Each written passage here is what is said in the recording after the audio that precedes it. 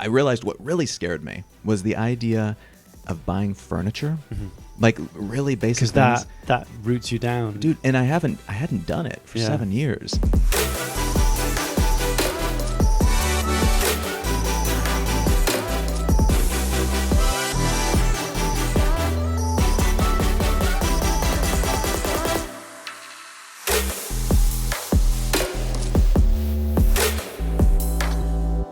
Colin, welcome to the show. Thank you very much. Good to have you, man. Glad we can make this happen for people just tuning in, whether that's in the podcast or on YouTube. I reached out. I think I jumped on a conversation between you and Ash. I forgot her surname now. Amberjay? That's it. Ah. On Twitter, and I think you're in London. And I was like, "Hey, totally jumping on your conversation here, but love to get you in the show." And she's like, "Yeah, let's do it." It never happened, and here we are, 5 years later. It's an amazing world that we live in. Did you manage to get her on? Did you ask her? No, yeah, she was going to come on. It didn't happen either. She's kind of all over the place. She's a very busy woman. Next time she comes by London, we'll make it happen. How are you enjoying London? Oh, I love it. It's always nice to have an excuse to come back here. Yeah. Yeah. When did you get here? March, something, no? Yeah, April this time around. Okay. I came for a quick visit in March and did a tour stop. Yeah. Just because. Okay. Really, I was coming to visit my girlfriend. Sure. But, that was the main excuse. But Yeah. then I thought, well, why not help pay for the expenses of travel? Let's do a tour stop here. Did one in March. Did another one this time around. Arrived mid-April, leaving mid-May. Cool, man. Look, I'm really excited to get you on the show. I think a ton of people are going to get a lot of value out of you, or even out of this conversation. No pressure whatsoever, Colin. But one of the reasons is I was kind of looking into your background, and the show's called The Unconventionalists. And when it comes down to living an unconventional lifestyle, I thought Colin might fit the bid for that. That's a very cool. kind label for it. Yeah. Weird is another one I've heard. Yeah. What's one of the most common questions you get? I get a lot of people very politely trying to figure out how I pay for groceries and rent. Yeah. Like very, very carefully Yeah. tiptoeing around, because for a lot of people, it's a very easy question. Sure. What is your career? What do you Sure. do for a living? Yeah. And all of the things that I list are typically things that people don't associate with bringing in tons of money. Right. Or if they do, it's like, oh, you write books. Right. Well, so why are you not living like a millionaire? Well, that'd be nice, but unfortunately, I'm very, very fortunate to be able to make a living off of my books and to make a side living off of a couple other projects like touring and like my podcast. Yeah. But these are all things that typically when I Cool. mention them, people associate them with like really nice hobbies Yeah. or things that people Oh, that's do cute. when they That's don't have to nice. worry about money Yeah, anymore. yeah. And then they maybe politely, oh, he inherited money or something, so he can afford to do these things. No, I live within my means, and I make enough to do what I want Sure. to do, and then I try to shape my life in such a way that the stuff that I do for work is the stuff I would do, the stuff that I would be doing anyway. Yeah, I get that. Yeah. But I'm sure you've gone back through the origin story. I don't know how many times. I was looking to a bunch of your interviews and online and audio, and it seems like it's always the kind of same questions. At the same time, it's so hard to avoid because it's such a part of, I guess, of one of the message around intentionality and purpose that you've been carrying around, and that's, you had this kind of, at least on paper, it seemed that you had everything down. You had like this branding agency in LA, according to Forbes, like 150K a year. I think that was kind of like the number that was thrown around. But what I loved about that part of your story, which I think is, I haven't heard you talk too much about, is your relationships. You were in a relationship with someone, you guys went to Vancouver on a trip, first time you left America, and on that conversation back, you kind of realized a few things. Yeah, and we both realized it at about the same time during the same conversation. We sat down for a drink, we were listening to some music, and we both realized that, oh my God, I think we're staying together for the kids. But in this case, the kids don't exist. Was our lifestyle, like this kind of work hard, play hard lifestyle where we were trying to be like the center of our social circle, somewhat of a power couple within certain scenes, like trying to really live that life. Yeah. And we were staying together to a certain degree for that life. Yeah. And there were definitely benefits to it, and there were aspects that I think we both enjoyed from it, but both of us had been speaking on the, what I might describe as the outskirts of conversation about other things that we wanted to be doing, that we weren't able to do, but that we'd do maybe someday. Got it. And I think we both realized in that moment that someday probably wouldn't show up. or if it did, maybe we'd both be in our 70s or 80s. Wow. And by that point, of course, all of the dynamics would have changed. Sure. So pursuing this old dream that we had from our early 20s wouldn't make much sense anyway. Yeah. So having that realization simultaneously helped. Right. Because that one of the questions I was going to ask you was, I think when you look at the story, it's like, wow, like you both came and had a very mature kind of conversation around, it feels like we should have, like, I think she suggested to have a breakup party. She said it somewhat jokingly. Yeah. And then we both kind of just like laughed and nodded and like, actually, that sounds very us. That sounds like a really interesting, fun thing to do. Yeah. It's going to freak out our friends, but they'll get it, I think. Yeah. And change the Facebook status. I mean, back then, Facebook status was a big deal. It's complicated. Yes, we changed Facebook statuses to single the night of the breakup party to formalize it in the eyes of the public. So it was something that it gave us the excuse. That conversation was the catalyst for a bigger conversation that then allowed us to recognize what was actually important to try to act upon what was actually important. One of the things that also struck me is when you were looking at your mentors, kind of the people in your environment, people who want to take you on as your proteges or whatever the term is these days, and you thought, okay, great, they made $1 million, they made 10 million, 100 million, then $1 billion, but they never actually acted upon their dreams. Yeah, and one guy in particular whose name I won't mention, but big money guy, billionaire, a very impressive guy. I was very fortunate to learn a whole lot from him about business, and he liked the way that I approached business and offered to make me his protege. Introduced me to his old proteges and showed me how wealthy they were, how fancy their cars were, and there were elements of that I'm like, okay, this is great. It's nice. How old are you? So this is 10 years. You must have been 24 ish. At that point, I was 23. 23, okay. And 24. That the vacation that I took with my girlfriend was for my 24th birthday. Okay. So 23, I'm being told, hey, you're very good at this. And there's this dude who's super impressive and has all the things that you think you want, telling you that you're good at this. And I think I want those things too. Yeah. And, all of it sounded great, but I got the formal offer for that, like to come work for him. Yeah. After I already got back from that vacation. And so basically here I had now all of these old ideals that as far as anybody else knew, I was still clinging to and pursuing. But then I had this new idea that I was allowing myself to consider, this idea that I could travel now rather than decades in the future, as kind of that was the idea that I had in my head. I'd make my millions and then I'd go travel, because that was apparently what I suspected you needed to do at the time. And that overwhelmed everything, despite all the crazy benefits of being taken under his wing in this way and just pursuing the course that I was on anyway. All the things I would have gotten. It's almost like you were trying to kill the old part of you in order to like reborn, and it was calling you back. To a certain degree. And not necessarily kill it, just to, like, those new prospects were so... they were so compelling. Yeah. They were just so many of the things that I'd always wanted but was afraid to acknowledge because I couldn't have them yet. And I was telling myself, you could probably actually have that. Is it because when I couldn't have them there? Is that the kind of the story you were telling yourself about? I'll only be able to go travel when I ...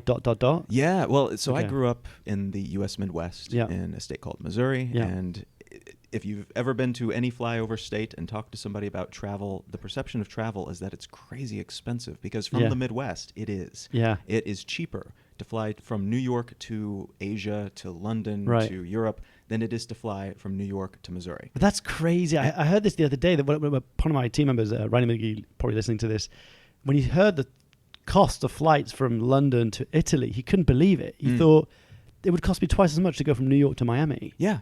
It's insane. And the Midwest is just such a vast expanse of land. You can drive for days and not hit anything. Right. And that was my perception. I was living in this island of land in the middle of a great big continent.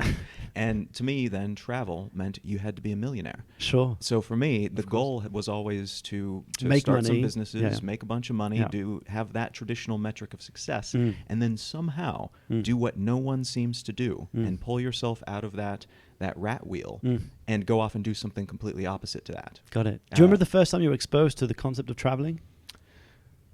No. Like as a kid, is there something you saw on TV? Is there some? That's not something I've really thought about before, but now that you say it, I think my dad had National Geographic magazines, like all of them. Yeah. He had like all the National Geographic magazines. Yeah. And I remember paging through those things just thinking, this is all so different. This is than Missouri. What the hell is going on? Where are these places? I haven't heard of any of these places. And like being down in his study and like playing with the globe and just looking at all these countries I'd never heard of and trying to understand it.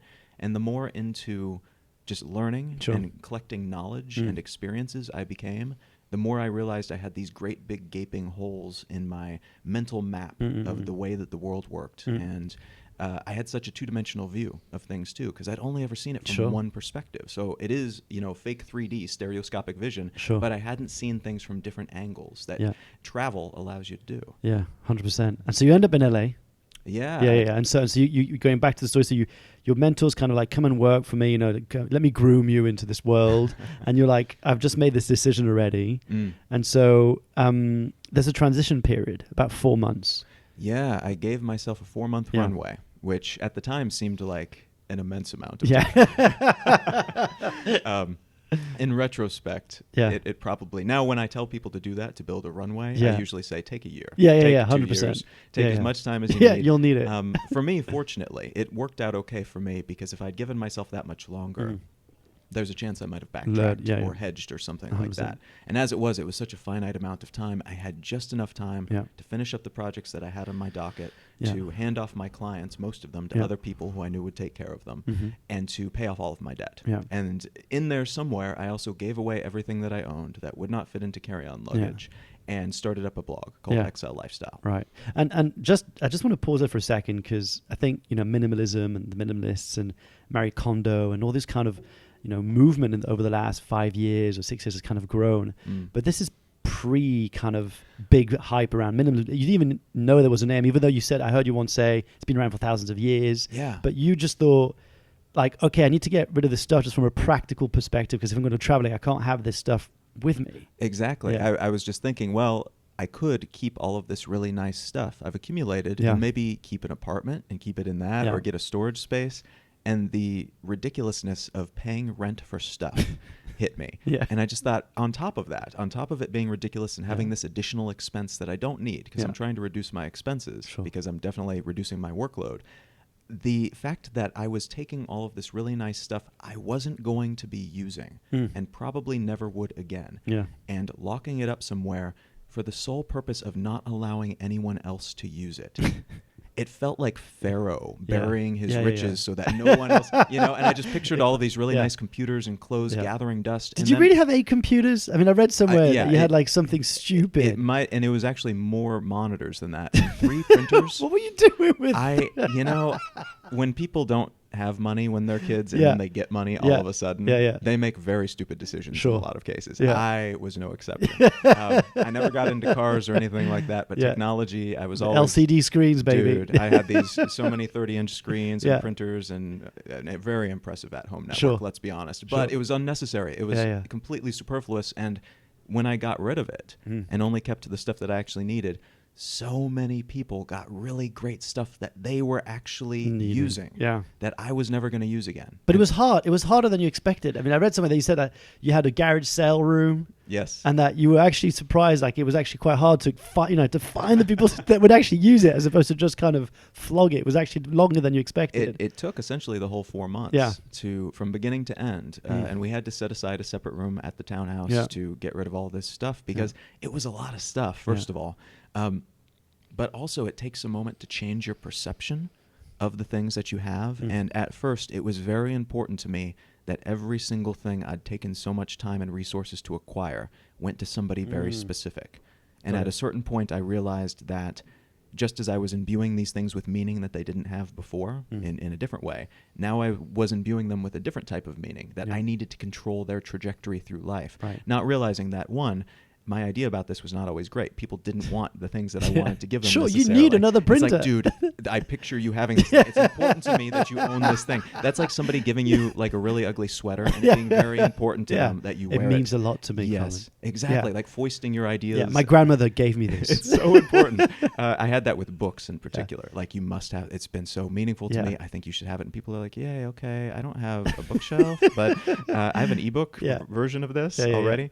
And once I got past that, though, it was a whole lot easier. I could donate it to people who are good at curating these things and getting it out to people who actually need them, rather than being limited. What was the hardest item for you to do you remember, like, was there a particular item that you really kind of struggled with parting ways back then?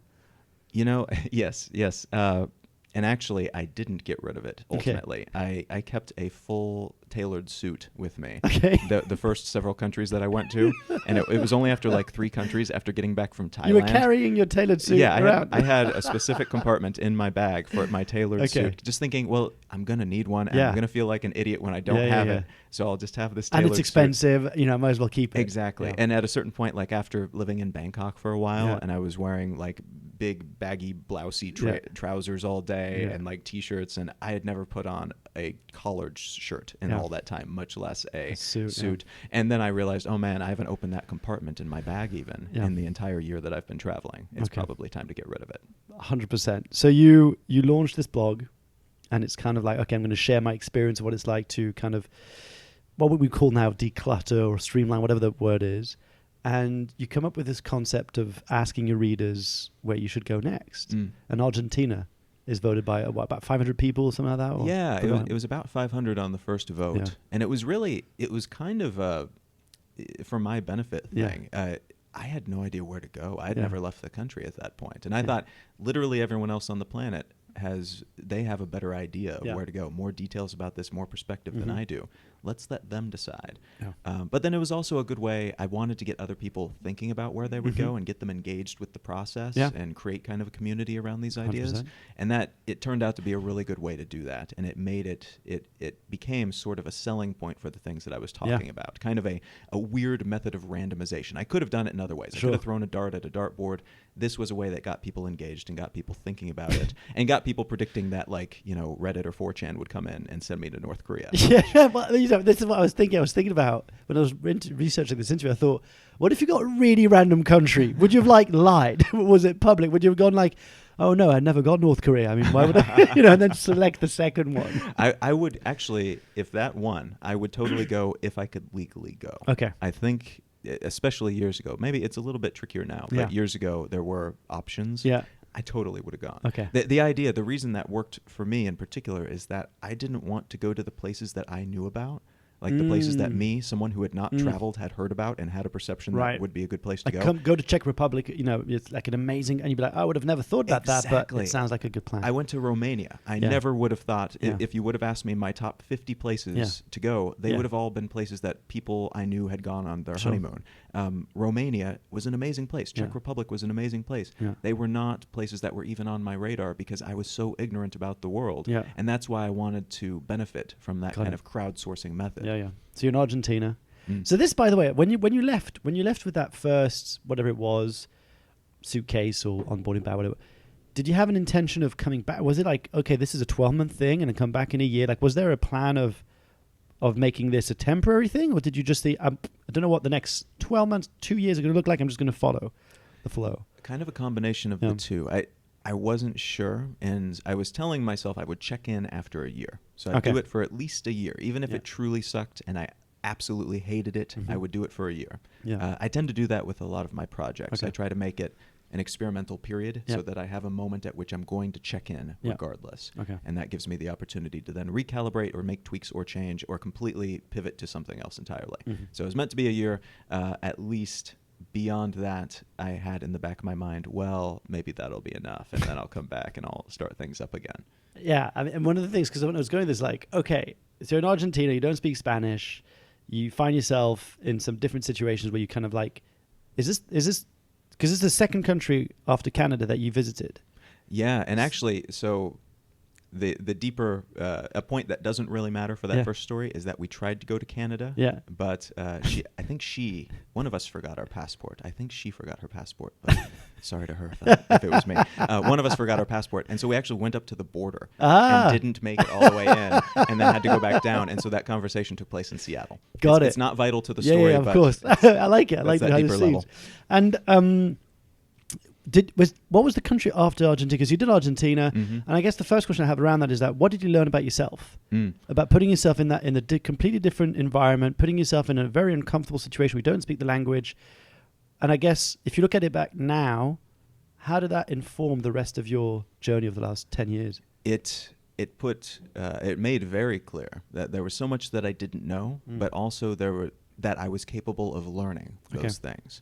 I wasn't sure if that was going to be the case. I did not have any perception of myself in terms of being streetwise or anything like that. Yeah. It wasn't. I knew I was good at school. Yeah. I knew I was pretty good at business, but that has nothing to do with going into an unfamiliar country and living. Yeah. And it turned out, and this is not something exclusive to me, but it is possible to go into a place where you don't know the language, where you don't know anybody, and to go in and meet people and build vital relationships that are real and important and long-lasting, and to see the world from a slightly different angle for a time. That was an incredibly important lesson for me. Yeah, mad. And I don't know what point, but I think you went to New Zealand at some point, because this is part of the story that I hear coming up a few times.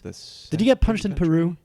You got punched in the gay bar, didn't you? It was, yeah, that was in Peru, wasn't it? In Lima. In Lima. Yeah, in Lima. Yeah, God, it's been ages. I forgot about that. Yeah, that was really weird.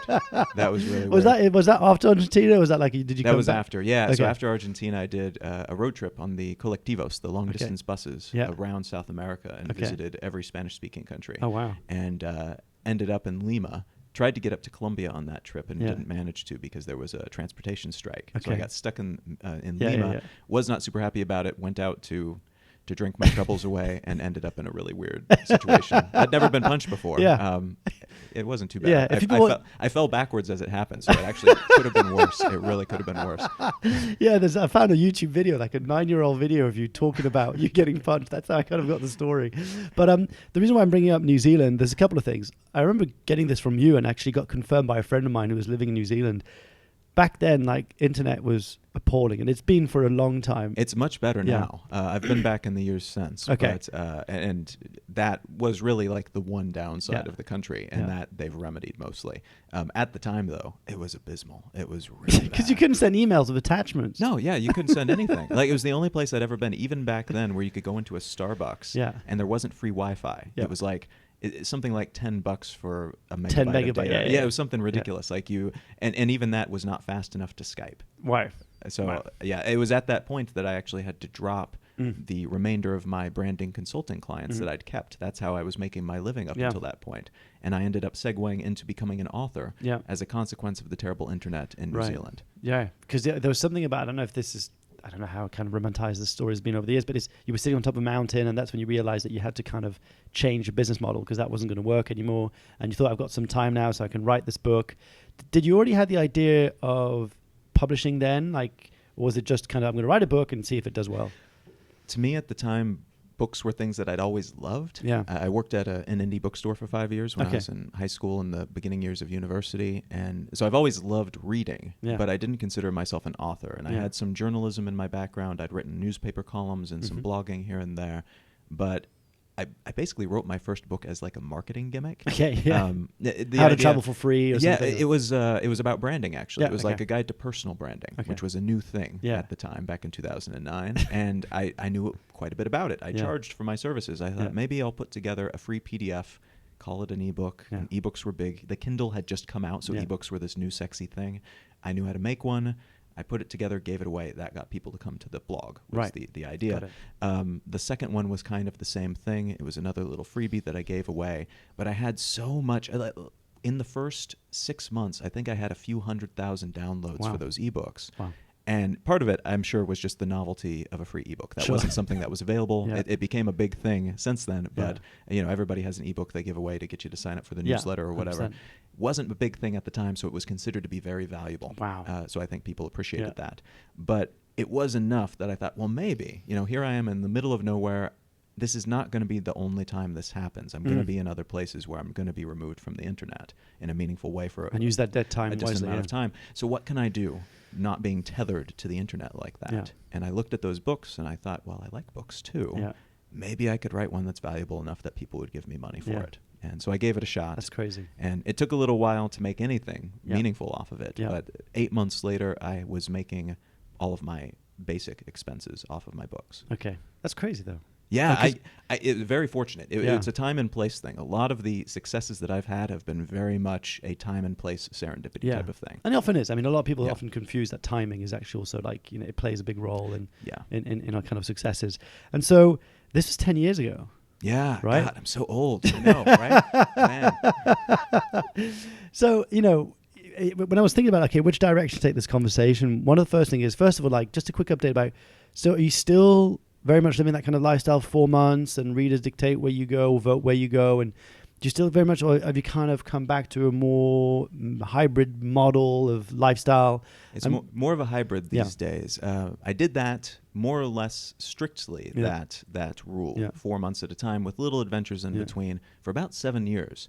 And then after 7 years of anything, the challenges, the frictions become a little bit predictable. So I knew I could keep doing that forever, potentially, and still learn more. But it didn't scare me anymore. It didn't give me the same type of thrill each time the way that it used to. Yeah. So I decided at that moment to mix things up. And I realized what really scared me was the idea of buying furniture. Mm-hmm. Like really basic things. Because that roots you down, dude. And I hadn't done it for 7 years. Like I was in my 30s at this point, and I had left the country when I was 24. I hadn't bought furniture in that amount of time. I hadn't gotten mail every day in that amount of time. I got mail like once or twice a year. I didn't have a rent that I had to pay consistently because my rent would change every 4 months. I could try something new all of this time, and I was getting really concerned in the back of my mind that I might be this empty shell of a person if I didn't have constant novelty. Yeah. It wasn't something that I had any reason necessarily to believe, but I had this concern that maybe that stereotype will be true, that if you're hopping around and hopping, eventually it becomes the case that you can't stop. And for me, it was very important to prove to myself that that wasn't the case, to make sure that I could still grow, that I could still challenge myself and find the world interesting. It almost becomes part of your identity. It does. Right? Because like, oh, if you don't move every 4 months, Colin, then you're no longer interesting. You no longer bring value. And what was I when I was not travel guy? Right. And so I decided to take a year and live someplace familiar, or familiar in the U.S., a familiar country to me. So the challenges and frictions are familiar ones. And then making sure that I am forced to go out and find the interesting, the challenges in that space. So I'm growing in the same way. So I went to a place that I considered to be the most exotic place, according to my experiences at that point in the U.S., Wichita, Kansas, which is very exotic to me for many different reasons. It is Missouri's the Midwest. Yeah. Wichita, Kansas is the Midwest. Yeah. It is. So for people listening to this, like in the UK, who have no idea, right, about like America in general, but more or less what Midwest actually entails, what it feels like. Describe us a little bit more about like what's the vibe, what's the feeling there? It's right in the middle of the country. I mean, depending on who you ask. Some people say more northern states are Midwest. Some people say some of the southern states are Midwest. Broadly, though, it's right in the middle of the country. And Kansas in particular is an incredibly conservative, traditionalist, libertarian, ultra-religious sort of place. And a lot of the politics that brought like George W. Bush into prominence, and that eventually then later brought Trump into prominence, came from Kansas, and lawmakers and the Koch brothers and people like that who are billionaires who live in Kansas. Kansas is actually a lovely place. There's a lot to love about it. You don't want to drive across Kansas all in one drive because it's like 18 hours of nothing. But there really is a lot of interesting history there. Yeah. There's one of the most incredible space museums I've ever been to. The Cosmosphere is in the middle of nowhere in a place called, I think, Hutchinson, Kansas. Yeah. So there's a lot of random, beloved, really lovely, delightful things like that. But importantly for me, it was also a place that was very bland in the sense that I was familiar with all the brands. I was familiar with how people pay taxes and rent. I was familiar with the language. Everything was very easy. And so that was a perfect starting point to me. So that typically the way I'd spent my life for 7 years was that a good amount of my time was spent just trying to communicate with people. Right, and figure things out locally. Because one of the things we didn't talk about is like when your aims was to live like a local. Yeah. So you weren't staying in a hotel. You tried to avoid Airbnbs from what I could see. Well, they weren't around when I started. Right. Yeah. So exactly right. The idea was to try to show up, and then, figuring out what is milk and what is poison was a legitimate concern for me because all the brands are different. The language is different. The packaging's different. Everything's different. In this place, everything was familiar. Yeah. So I basically took the time to start up a podcast, which I still run now, 3 years later. That was June 2016, was it? Something about China, your first episode. Yeah. Gosh, it was 2016. I learned to play the piano. Yeah. I learned to cook and eventually started baking traditional French bread. So I found that when I had all of this additional time and mental bandwidth that was being spent on challenges related to travel and just learning about a new culture, I could invest it in other things instead. Got it. And so I enjoyed it enough. By the end of that year, I decided to do it for one more year. Okay. And I had my readers vote this time which state I would go to. Okay. They voted on Tennessee. I moved to Memphis, which is a diametrically opposite place to Wichita, Kansas. I can imagine. So very educational, but also in the same way, music, very familiar. Culture, the history, civil rights movement. I mean, everything happened in Memphis, Kansas, or Memphis, Tennessee. It's a remarkable place for so many reasons. But then after that, I decided, okay, I've discovered myself in this new place. I don't feel that I might be this empty husk of a person. I still had a blast. I could easily continue to do that and still be happy. Okay, what's next? And the next thing, looking at my life, that I found that scared me was this very niche subculture that I'd always been aware of but never really took seriously. because it just seemed like such a stupid idea. Motorhomes and RVs. Okay. Like I had people ask me, because van life and things like that are very big because of the Instagram thing now. People are like, I'm going to buy a van and make it. I didn't know until last, like a couple of weekends when I went on a stag do, and one of the guys I think owns a van, and every time we'd go past an area, he was like, #van life. Yeah. I was like, what is this van life? It's a big thing. And I can understand there's a lot of reasons for that. Part of it's just branding. Part of it is economic angst. It's a very inexpensive thing to do potentially, usually not upfront and not as much as people think, but it could be. And for me though, the van thing didn't appeal to me because I wanted like a toilet and a shower, and I wanted to do it for a year potentially to get something mobile and live in that mobile thing. So I started doing research, did about 5 months of research and then 3 months of searching for the right motorhome after that. Ended up with a Class A 1985 Holiday Rambler Imperial, which is 33 feet. I think that's like 10 meters. Okay. Very big. Yeah.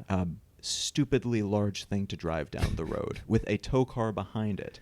And as part of that conception of this year-long motorhome lifestyle, full timing, I decided to do another thing that scared me, which was to plot and plan out my own continent-wide tour, which is something that I'd never done for myself. I've toured with other people. Like a speaking tour, you mean? Yes, And I get speaking gigs, usually 3 or 4 conferences and businesses and universities. You launched Samsung's phone, like new phone or something. I did, what was it, the 8 or the 6 or something? Anyway, it was a lot of fun. I enjoy speaking, but it wasn't something that I ever did super consistently, except when I was invited to tour with other people. I thought that would be a fun thing to have. I want to understand the business model. When I do things like that, I typically want to do it myself first before I start delegating. So I thought, okay, I'll do a year-long tour. I'll plan it all myself. I will tour around in a motorhome. And so I'll be learning about all of these things, and it will be radically different from all the things I've done before, but similar in a way because I'll be traveling full-time, but I'll also have like appliances like I did at my homes in Wichita and Memphis. So I could keep cooking and ostensibly save some money doing it that way. That turned out not to be the case, but it was a very, very valuable journey nonetheless. 100%. One of the first things, because I'm a parent now, so I was just thinking from like your parents' perspective, when you left for like those 7 years, did at any point, and I don't know what the situation with your parents, but if your parents are still around, and what your relationship with your parent, but at any point your mum, like the kind of the cliche stereotype was like, right, when are you going to come home? Like, this is all fun and game. You've done your shenanigans now. It's time to come. Look at your brothers and sisters. They're settling down. They're having kids. You're going to be a great uncle, but come home. The siblings don't have kids yet, but they're building toward it. And I'm very fortunate. I have an amazing family. I have 3 wonderful siblings. I have 2 loving parents, very encouraging of everything that all of me and my siblings have always wanted to do. And they were great. I found out later that they were terrified for me. They did not put that on me in the moment. They did not make me feel even more worried about other people when I was already worried about all the things I was doing. So when I had that call from LA and I said, hey, so that business that I'm running that's doing really well, and you know how you don't have to worry about me economically, I'm secure and everything's great. So I'm not going to do that anymore. And also I'm giving away all my stuff. And also I'm going to be traveling around the world, and also strangers from the internet are telling me where to go. And all they said basically was, we believe in you. We love you. We care about you. We know you're going to make a great job at whatever you try. And if everything goes sideways, you have a plane ticket home. Yeah. Wow. It was, I didn't know it. It was exactly what I needed to hear. It was wonderful and perfect. And to any parents out there listening, if you ever have that experience, if you can muster the courage to say something like that, it makes all the difference in the world. Good luck to my partner doing that. Oh my God. Because then you feel like you have a safety net, but you don't want to have to use it. And so it makes you really want to work to succeed at what you're doing, but you also feel that somebody's got your back, which is an amazing feeling. Is there ever a place that you went and you were like, I don't want to go in 4 months, like it's too short, whether that was because of a relationship, someone you met, whether that's because you felt like there was so much more to explore. But did you have a strict rule of 4 months, or did you allow to be flexible in certain... Some of them were flexible to a certain degree. In India, I lived in Calcutta for 5 months instead of 4. Is that where you were part of a Bollywood commercial? Yes, I was in a Bollywood commercial. I was a cowboy. Because you couldn't fit in Michael Jackson's trousers. They wanted me to be one of the 2 Michael Jacksons, but I couldn't fit in the pants. It's that was a really weird. It was like a 17-hour shoot, and it was during monsoon season, so it was like raining throughout the night, and we all got just devoured by mosquitoes. And it was at this off-brand Disneyland called Nico Park. Right. Everything about that thing was so trippy. Yeah. Like I don't do any kind of drug, but I feel like I know what that experience is like. That was the closest thing you did? Yeah, it was so weird. But there I stayed an additional month because it took me a full month to get my apartment there, to get my flat. It's just to get settled. It's the land of paperwork. I never managed to get a phone. I put in the paperwork 3 times and then lost it 3 times. Okay. But the apartment thing was like that, but more complex. So it took a whole month staying in a guest house before I had my own flat. Fair enough. Yeah, but so it was a little bit flexible. Every single place I went, to a certain degree, I didn't want to leave. Okay. But then the nice thing about that type of lifestyle, in a way, is that you do know that you're going on to the next adventure. Yeah. And you do know that because we live in the future, you are able to stay in touch with the people from that current lifestyle. Okay. You're able to go back potentially if you want. And a lot of the people that I've met around the world, I've met again in the future, back there when I visit again, or in other places when they come to visit me, or we meet in the middle somewhere. Global village. Yeah, exactly. Yeah. Relationships. Yeah. Right? I know you wrote a book, a few things about relationships. And it's the question that I know must come up in a lot of the conversations you have. So I know that you believe that you can have meaningful and deep relationships no matter how long they are, right? I think I heard you say that. What did you learn about relationships over the last 7 years, I guess? And I want to say 10 years, but the 7 years specifically where you kind of knew you were going to move on. What did you learn about relationships? I think it's really important that for everybody, no matter what your ideal relationship is or what you think it is, to allow the shape of the relationship to reflect the people in it. So rather than going into it and saying mold you. Exactly. Rather than saying, here's this cookie cutter of a relationship and we're going to put it over us and slice off all the bits that don't make sense. You and your partner or partners, if that's your thing, figure out what you need, what you want, what you can give to each other, what's missing, what you could fill in, what gaps you can fill in. And then build a relationship around that, rather than deciding it has to be a certain way. It's a good thing in some cases to use existing relationship types as a starting point. Right. I mean, that like there's open relationships, or monogamy, monogamy, open, poly. There's no wrong relationship type as long as everybody's communicative, everybody's getting what they need, and nobody is being hurt or coerced. And if you have open channels of communication, you can continue to evolve that structure.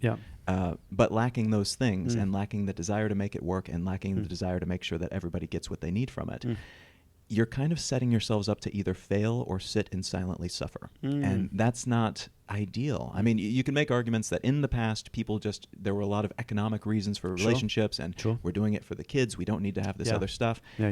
That was probably the case at certain points in human history, but we expand our value systems all the time. And today, I don't think it's too much to ask for us to be able to build things that make sense for us as individuals, rather than doing things out of tradition or ritual or laziness, just because we haven't taken the time to think about it, or ignorance, not knowing what the other person needs. But you must have maybe learned the hard way, I'm going to guess. Like when you first started off, did you already in that mindset of clarity and openness and truth from the get-go, or did you realize that, actually I need to be upfront about that in 4 months I'm leaving and I'm not taking this relationship onwards? I mean, was there a part of you that you thought, I need to change something or something needs to evolve? There wasn't any devastating story for that, thankfully. It wasn't as clear to me when I first started, but it became very clear very quickly.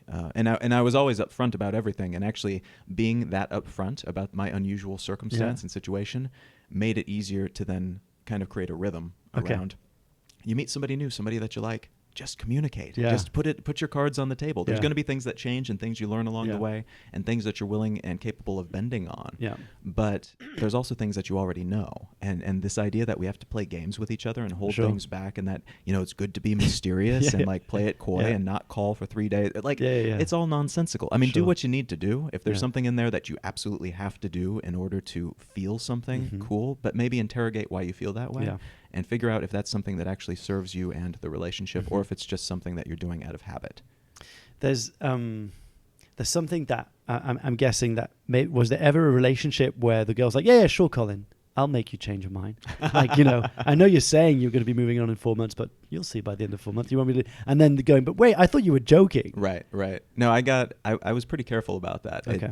Something from the beginning that I was pretty careful about doing was making sure that I paid attention not just what was being said, but what was being implied. And when somebody made it pretty clear through behavior, action, body language, whatever else, that they were not like totally into the idea, that they didn't think it was neat or even beneficial or desirable in some ways to have something, then I just thought, no, it's better not to do it. This is a cool person. I don't want to hurt this person. It doesn't make sense. It's not worth it. I'd rather go without a relationship than having a relationship that's going to be super flawed from the get-go, or something that I know is going to end up with somebody getting hurt. And something changed. I mean, this I think was back 2012. I could be wrong. But you met someone, was it Iceland or somewhere that you ended up having like a year relationship with, or it was like 3.5 actually. 3.5? Yeah. Oh, wow. Over the course of many years and multiple locations and several off and on periods too, where we went and dated other people. Right, because that was something that I really want to also talk about, because the only other person I've kind of heard talk about this more in an open fashion is Aubrey Marcus, founder of On It, and talked about this concept of, I think he said long distance open relationship. I forgot what it was. Tell us a bit more about basically the concept, because most people, traditional relationship model is monogamy. Right. At all cost, no matter what you really want, no matter what you feel both of you is needed for this relationship, but we're going to stick to this because that's what the traditional model has been. And I'm going to make an assumption that you've experimented with different types of relationship.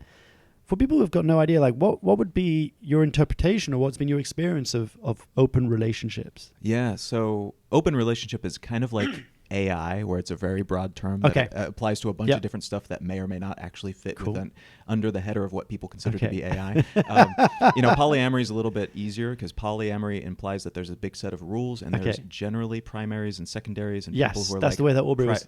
Primary relationship and then secondary ones, and then sometimes it's shared relationships and triads and things. It's very complex. I've tried it. It's not for me, but I know some people who are very happy with that. That's totally cool. Open relationships, you kind of have to define the rules for yourself, but it implies that generally there is somebody that you're seeing who is your partner that you're in an open relationship with, and then by some means and according to some type of rule or setup that you've got, you also see other people. The way that I've typically done it and the way that it's worked best, because I actually found we were open to having each other date when we were in the same place too, but we kind of just wanted to spend our time with each other. And sometimes we would date other people together, which was fun too.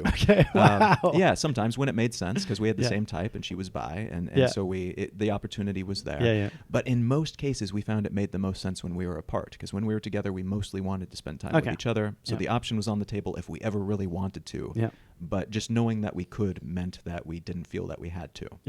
Just we didn't feel constrained. 100%. But then when we were apart, especially when we were apart for 6 months or something like that, and we knew that was going to be the case, we'd still stay in touch and we'd still communicate. We were still dating, and we were still making plans for the future, the next time we would meet up, the next time we would live together, and still care about each other.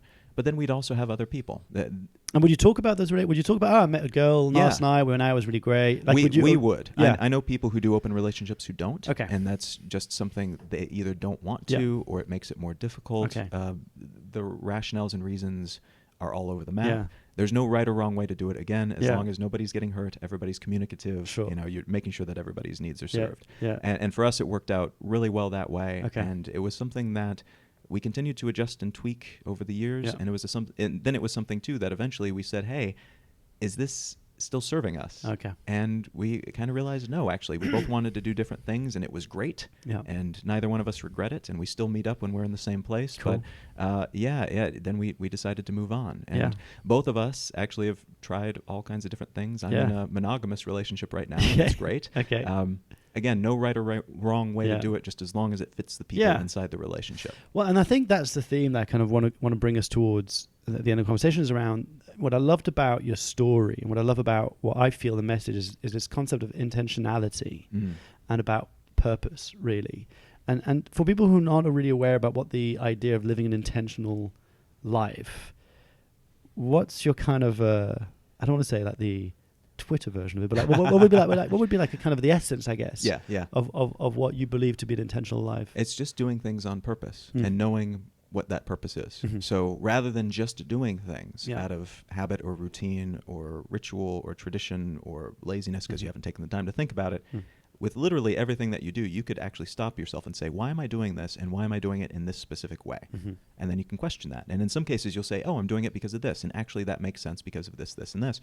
But in a lot of cases, with a lot of things in our lives, We do it because we've like inherited certain ideas, Yeah. certain rituals and routines, certain concepts of the way things should We be. don't question them. And if you do actually do it, it's like mind-boggling. Like, oh my God, I've been spending all of this time doing this thing in this way, and I never thought to do it. And now that I have had that thought, it changes everything. Sure. And allowing yourself to do that and allowing yourself to realize that it's not antagonistic toward the past, and it's not antagonistic toward other people. Different people can live in different ways.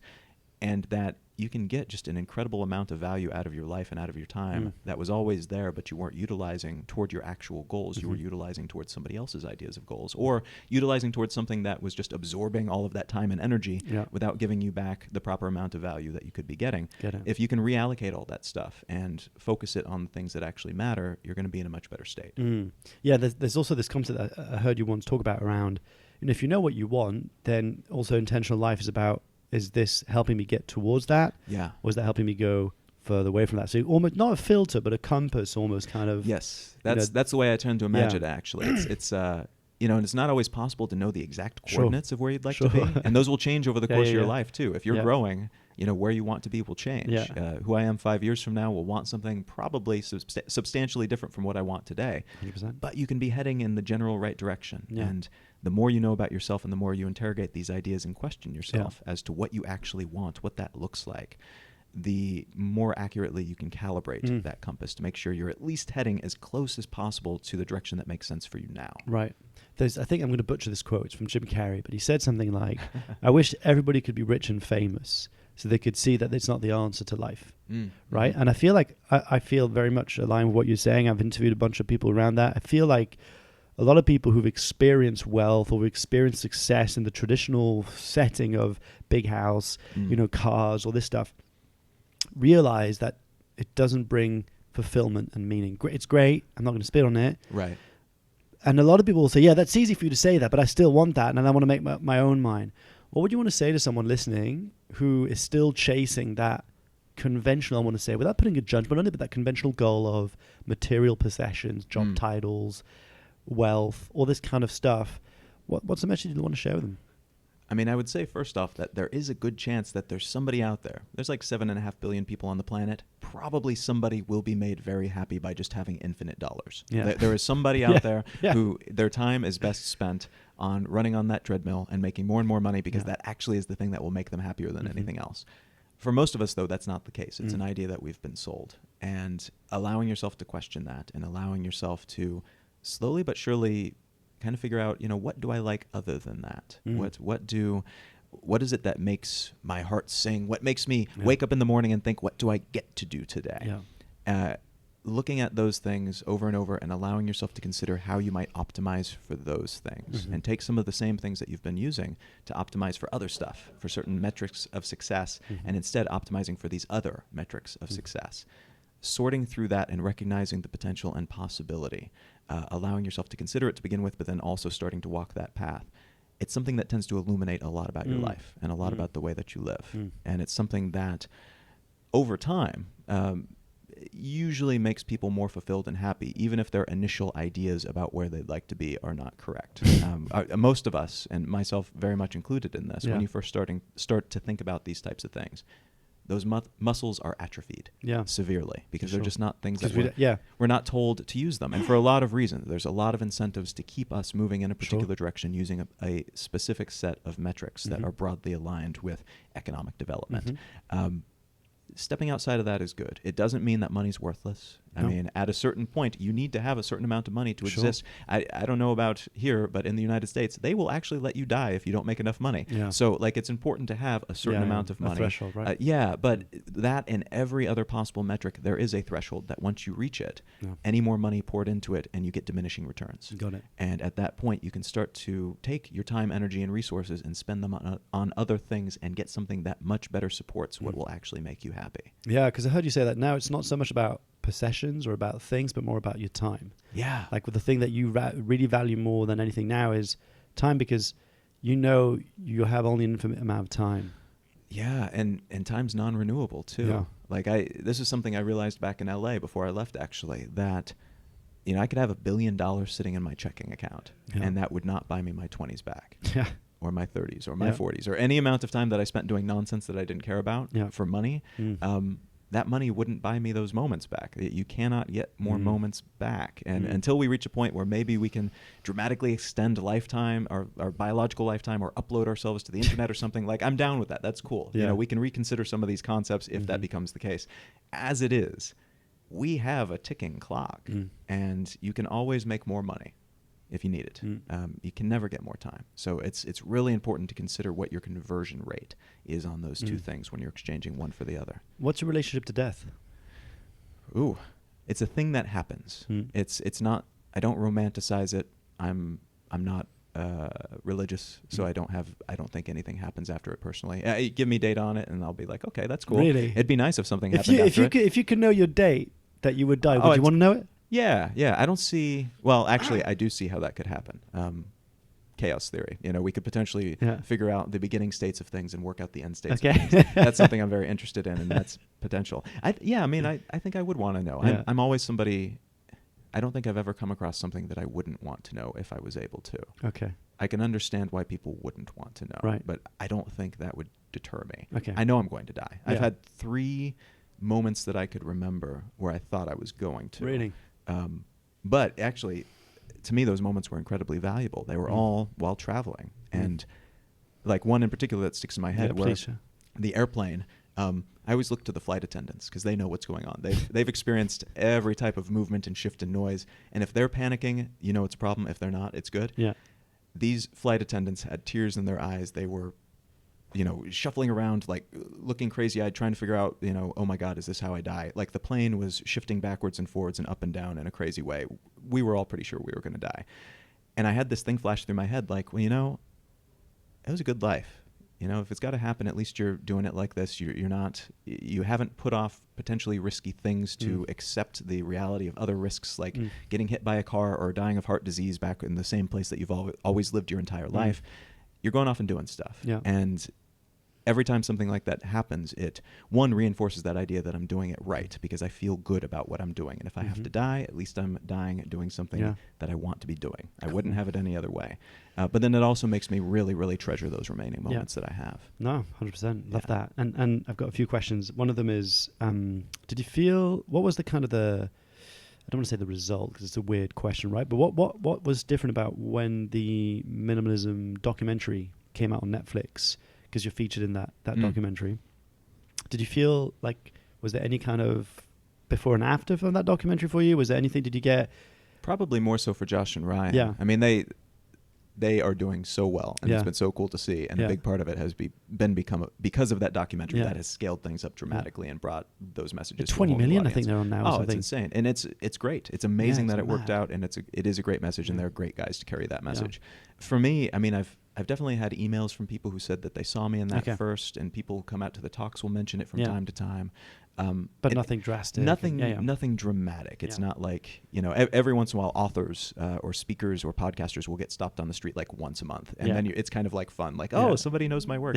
But it's not like people being on TV where you get stopped all the time. I don't have that experience. I get that. How did they come across you? Because I mean, I remember when I interviewed them, when I was doing the research, I'm pretty sure they came across your work or something like that. Like one of the... Oh, Josh? Yeah, like one of the inspirations for them to start The Minimalist was like your blog or like having a conversation with you. So, I know and you're a humble guy and you're probably going to be squeamish by me saying this, but it feels like you were one of the original inspirations of theminimalist.com and, that kind of movement. You were part of those people who kind of gave that name and gave that movement a face. Well, I met Josh. He reached out on Twitter.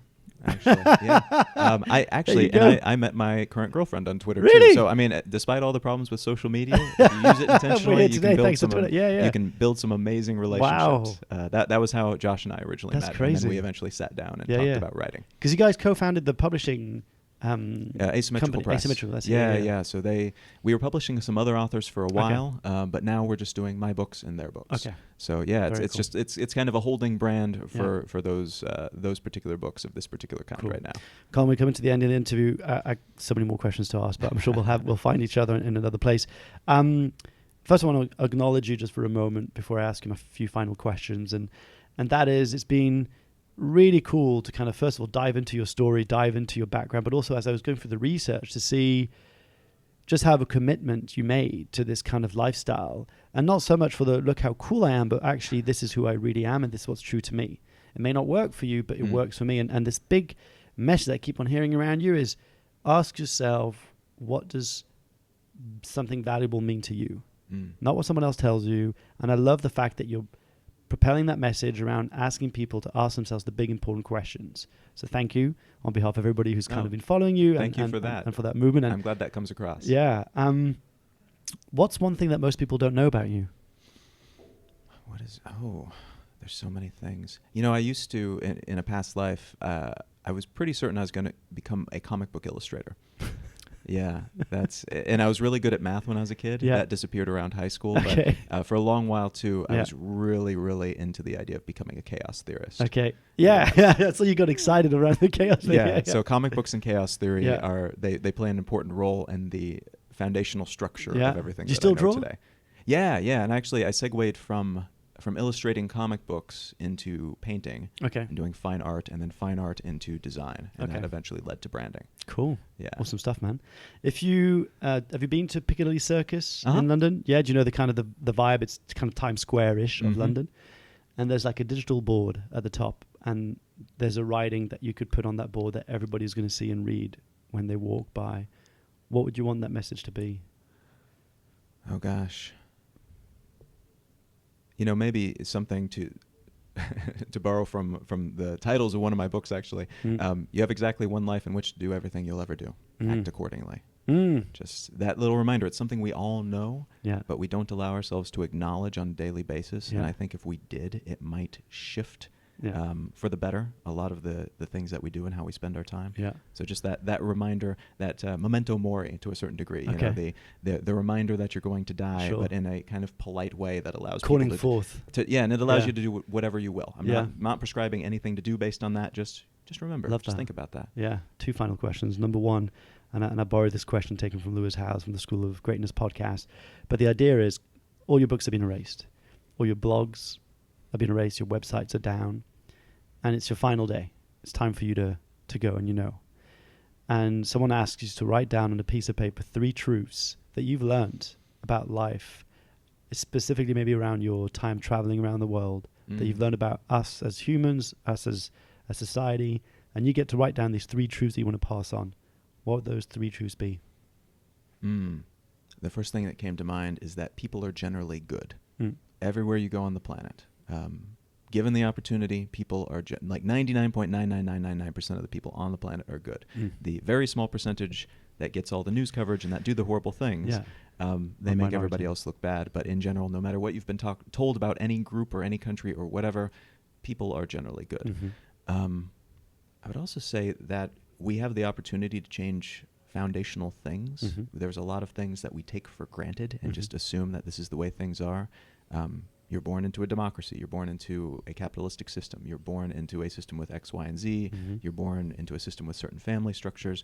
All of these things are potentially changeable. Not all of them have to be changed. But recognizing that fact that structurally our realities are perched upon like 70 million layers of assumptions, that's something that allows us the opportunity to consider and reconsider a lot of fundamentals that we consider to be concrete and unchanging. Love that. And then 3, I don't think that there's any... I was going to say something about the meaning of life to get really deep here. I think that like meaning and life is whatever you make of it. You could decide that there is meaning to it and say that now everything I do is a heroic act and therefore should be taken about with the utmost seriousness. Or you could say there's no meaning to life at all. You know, nothing that I do will matter.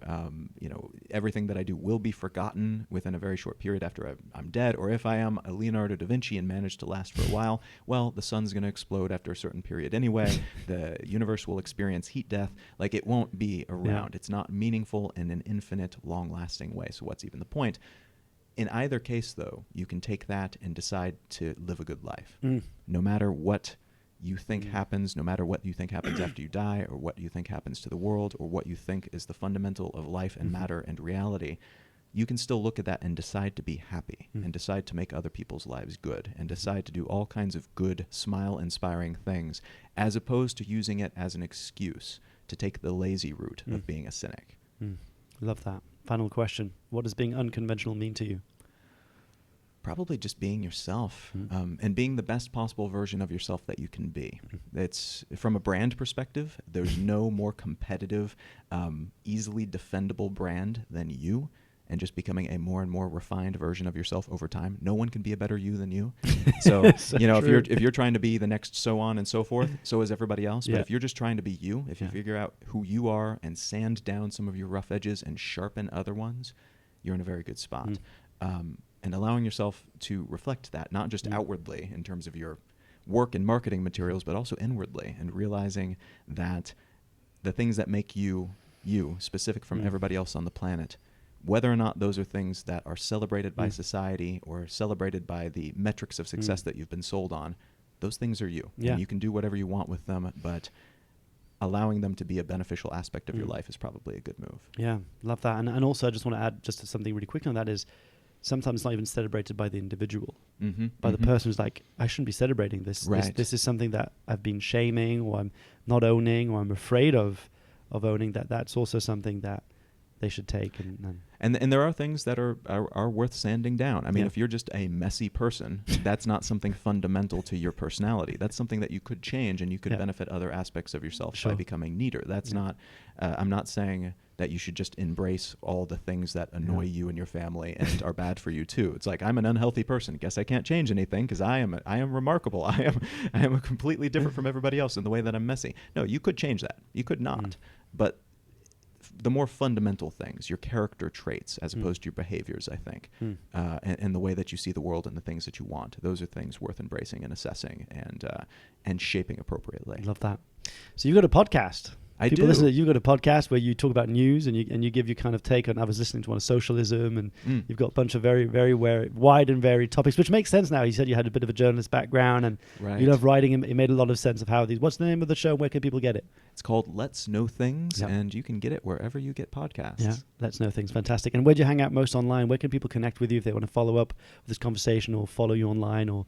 If you go to colin.io, it's Colin with one L. That's where all my books, and it links out to all of my different projects. And then I'm at Colin is my name on most social networks. Fantastic. Colin, thank you so much for coming on the show. It's taken 5 years for us to come here, but I'm so glad we did, and we had to reschedule even this. And I almost rescheduled today because I felt really terrible this morning. No. Because it was my birthday this weekend, and I decided, thank you very much, I decided to go in the sea, which was a terrible idea. It was 6 degrees. I didn't have anything to kind of wrap myself up when I went out. I caught cold. But I'm so glad we showed up, and I just want to say from the bottom of my heart, thank you for all that you do. Oh, thank you very much. It was really a pleasure. Cool.